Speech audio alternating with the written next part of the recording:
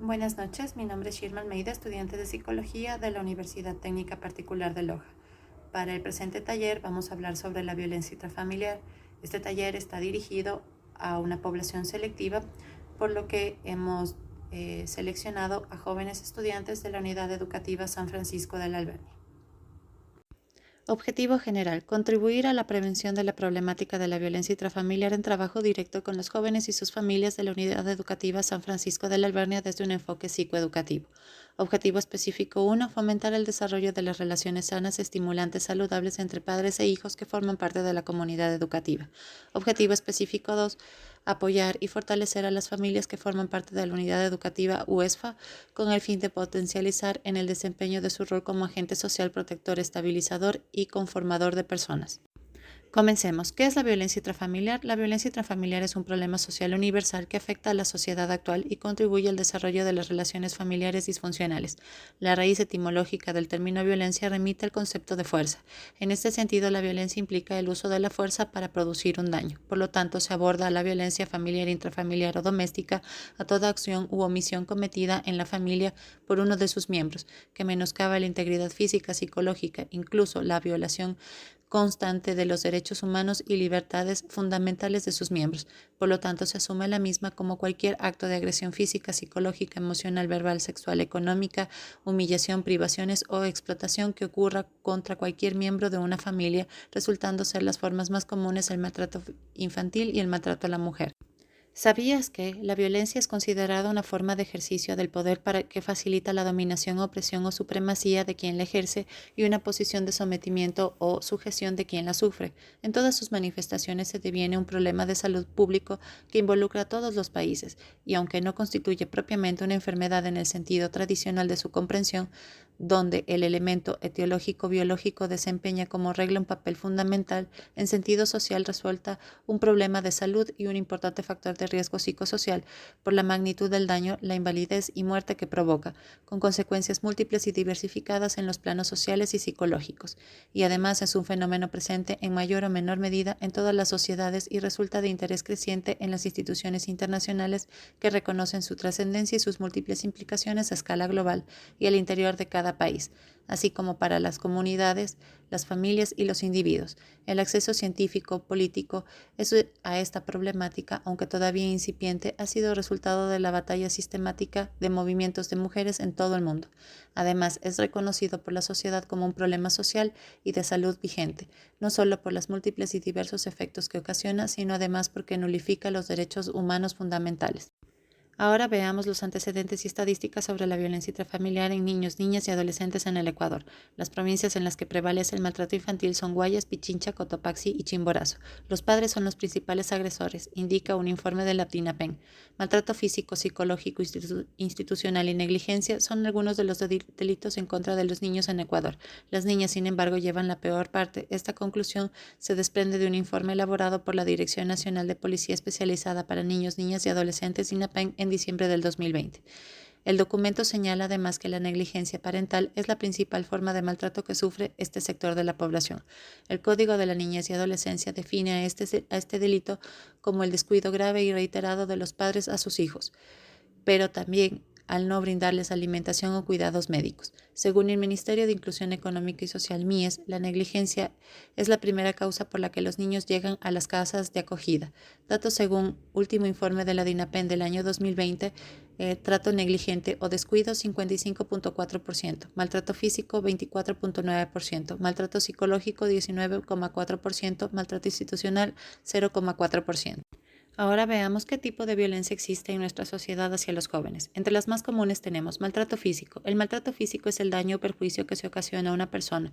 El maltrato físico viene acompañado por golpes, lesiones o heridas en determinadas partes del cuerpo. En su mayoría este tipo de maltrato suele ocurrir por celos, chismes, en fin, hay muchos factores que pueden ocasionar esta problemática en nuestra sociedad. Esto sumado en muchas ocasiones al alcohol.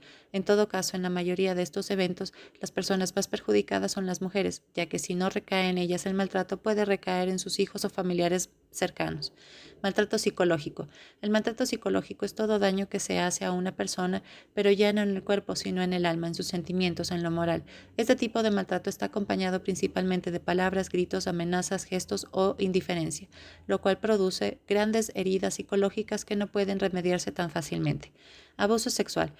Esta forma de violencia vulnera la dignidad de la persona porque a través de la fuerza e intimidación se logra acceder de forma violenta a la práctica sexual, donde en la mayoría de los casos resultan embarazos no deseados y en muchas ocasiones enfermedades venéreas. El abuso sexual es una práctica descomunal que agrede física y psicológicamente a quien la padece. Esta es objeto de rechazo por la sociedad y es motivo de grandes implicaciones de tipo legal. Otro de los puntos que se debe mencionar es que los medios de comunicación deben ayudar evitando que se difundan programas que incitan la violencia y actos similares. Además, se debe controlar el uso de redes sociales, las mismas que tienen material positivo y negativo. Se debe instruir a los niños sobre el respeto a las personas. Factores de riesgo. Factores del individuo. Se identifican los aspectos biológicos y los relacionados con la historia personal que influyen en la conducta de la persona y condicionan su riesgo de convertirse en víctimas o en agresores. Entre este tipo de variables se distinguen a. Las demográficas, como la edad, la educación y los ingresos. B. Los trastornos psíquicos o de personalidad. C. El uso de alcohol u otras sustancias. Y D. Los antecedentes de comportamientos agresivos o de haber sido víctima de maltrato. Las relaciones más cercanas son aquellas relaciones mantenidas con la familia, los amigos, la pareja y los compañeros. Los contextos comunitarios son los escenarios en los cuales se desarrollan las relaciones sociales tales como las escuelas, los lugares de trabajo y el vecindario, en los cuales se trata de identificar las características que aumentan el riesgo de que se produzcan actos violentos. Este riesgo podría estar influenciado por factores como la movilidad territorial, la densidad poblacional, el desempleo o la existencia de tráfico de drogas en la zona. Los factores relacionados a la estructura de la sociedad. En estos se citan aquellos elementos que contribuyen a crear un ambiente en que se estimula o inhibe la violencia. Y B. Las normas sociales y culturales a su vez. Entre estas últimas se incluyen las normas que consideran la prioridad de los padres sobre los derechos de los hijos, las que afirman la dominación masculina sobre las mujeres y niños, entre otros. Todos estos factores incrementan la vulnerabilidad de la familia y transforman el conflicto inherente a toda interacción en un factor de riesgo para la violencia. Ahora veamos los factores de protección. Educación secundaria completa para los adolescentes es un factor de protección importante. Retardar la edad de matrimonio por lo menos hasta los 18 años. Normas sociales que promueven la equidad de género. Servicios que articulen respuestas con calidad. Servicios judiciales, servicios de seguridad, protección, servicios sociales y servicios médicos, con dotación de personal con conocimiento, capacitación y entrenamiento adecuado. Disponibilidad de espacios seguros o refugios. Acceso a grupos de ayuda. Es momento de ver las estrategias de afrontamiento. Es de vital importancia impulsar campañas de información sobre los derechos de la niñez y la adolescencia, así como los servicios de atención a víctimas. Estas campañas deberán ser impulsadas por los centros educativos, las iglesias, las organizaciones juveniles, los medios de comunicación y demás espacios de socialización, ya que con esto se logra sensibilizar y dar apoyo emocional a la víctima de violencia. Es fundamental prevenir la deserción escolar y promover la educación alternativa para los adolescentes que se encuentran fuera del sistema educativo. Para estimular la permanencia de las y los estudiantes en el sistema educativo, se requiere emplear la cobertura y mejorar la calidad de la educación básica, así como diversificar las ofertas educativas, ya que una de las armas más eficaces para romper el círculo de violencia es la educación. Para afrontar de manera eficaz la violencia intrafamiliar, se debe promover las escuelas para padres y madres en las ciudades, en donde se incluyen pautas de crianza y educación afectiva, con el propósito de mejorar la educación y prevenir hechos violentos en el hogar. Para finalizar, como hemos visto, la violencia intrafamiliar y el maltrato a los menores siempre ha existido, pero no se había formulado derechos exclusivos para detenerlos. Por lo tanto, los padres o personas mayores pensaban que tenían la autoridad de poder golpear, gritar o agredir a los menores.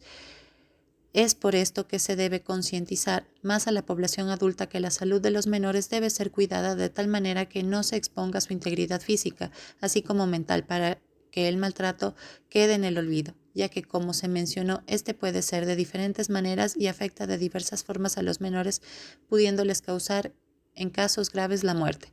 También es importante el aporte que pueda realizar la unidad educativa al programar pláticas en la escuela referentes a la violencia intrafamiliar y la manera de prevenirla para que en un futuro, al formar una familia, estos jóvenes no traten mal a sus hijos. Hay que concientizar a los padres que dar una buena educación a sus hijos no es pegarles ni hacerles menos, sino que al contrario, dar amor, cuidado y protección es la mejor manera de brindar una buena educación a los jóvenes. Además que no existe salud en la sociedad sin salud mental en cada uno de los individuos que la conforman. Gracias por su atención.